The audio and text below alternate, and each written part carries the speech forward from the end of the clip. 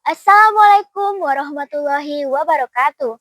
Nama saya Asifa Aulia. Saya dari SLBNA Citerup, Kota Cimahi. Saya akan membawakan cerita yang berjudul Batu Menangis dari Kalimantan Barat. Pengarangnya adalah Novi Kurnia.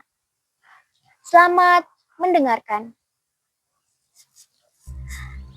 Pada suatu hari di Kalimantan Barat, hiduplah seorang putri dan ibunya. Putrinya bernama Darmi.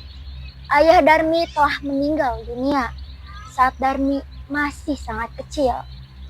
Ayah Darmi tidak meninggalkan warisan sepeser pun.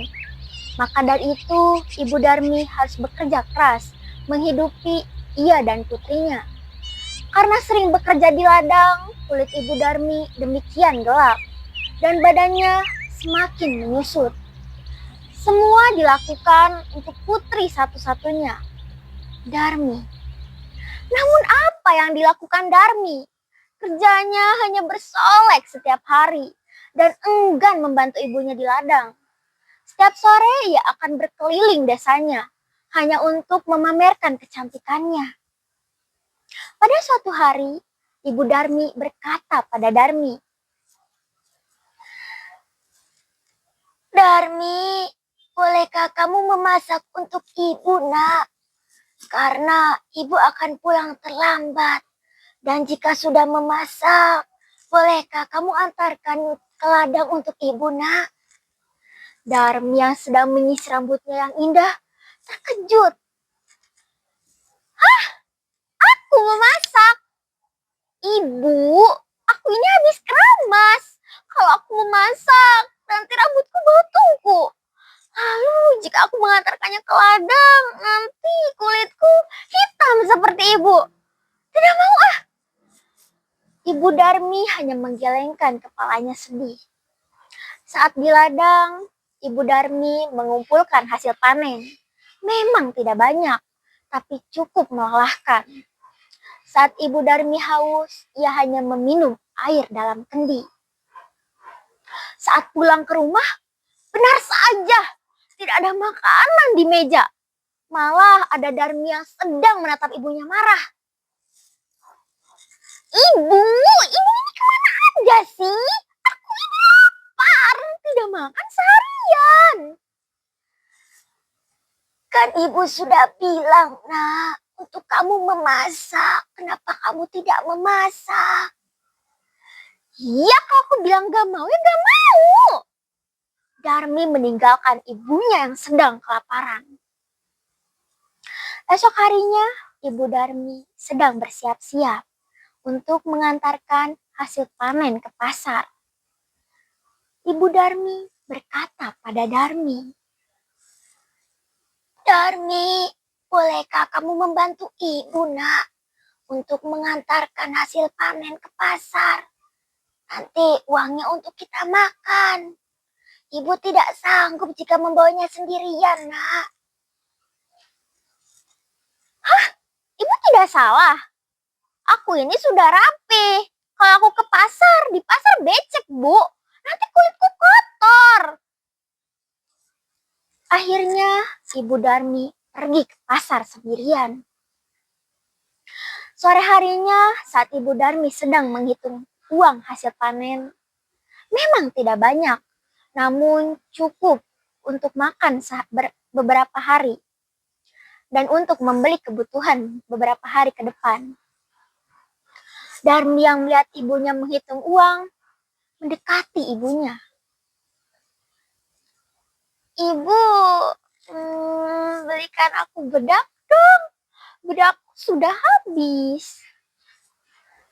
"Boleh saja, nak. Tapi kamu harus ikut dengan ibu. Kalau tidak, ibu takut membeli barang yang salah." Keesokan harinya, Darmi pun pergi ke pasar bersama ibunya.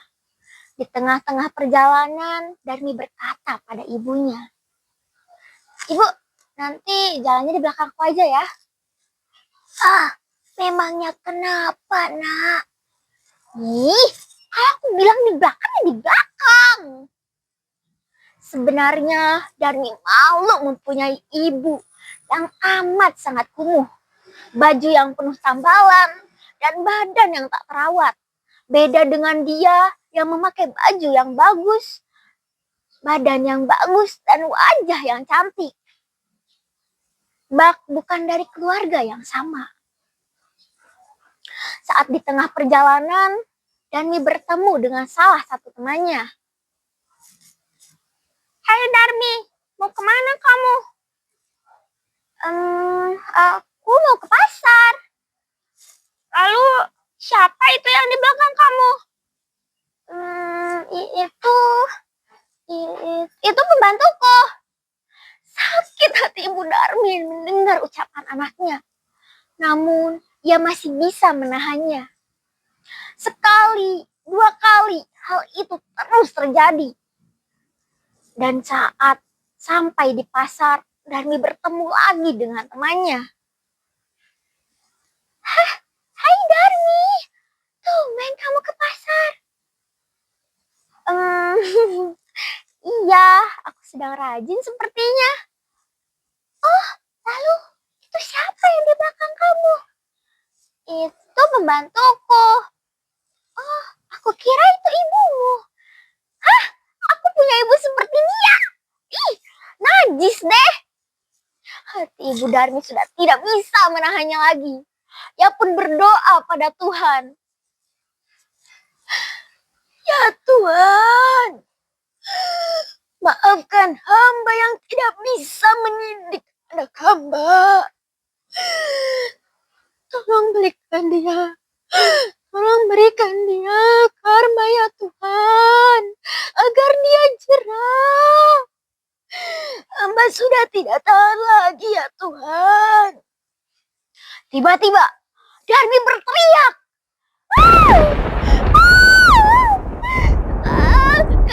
Ibu, kenapa kakiku tidak bisa digerakkan.